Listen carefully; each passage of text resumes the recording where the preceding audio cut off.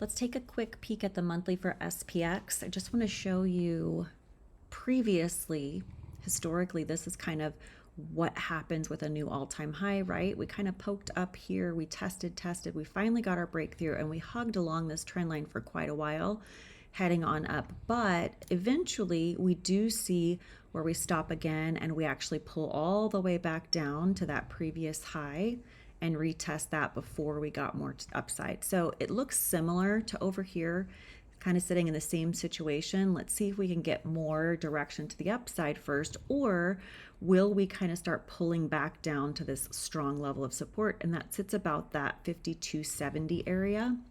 If we then flip over to the weekly chart, you can see how beautiful that clear tap that we've gotten. We've got a beautiful tap here. So that's happened a few different times, and typically it follows a nice rejection down to that bottom trend line. Once again, we're looking at that 5270 area. If we do pull back down on the weekly, on the way down, we do have this support right through here at about that 5315 area, and then the 5260 and 70 area to be mindful of on the way down. On the 4 hour, you can kind of see that chop that we were stuck in for the past couple of weeks. We finally got that big, beautiful push. We tapped that upper trend line and we're sitting within this chop zone here. If we continue to push on down, we have that chop zone we were stuck previously in to be mindful of, and that sits about 5417 to about 5448.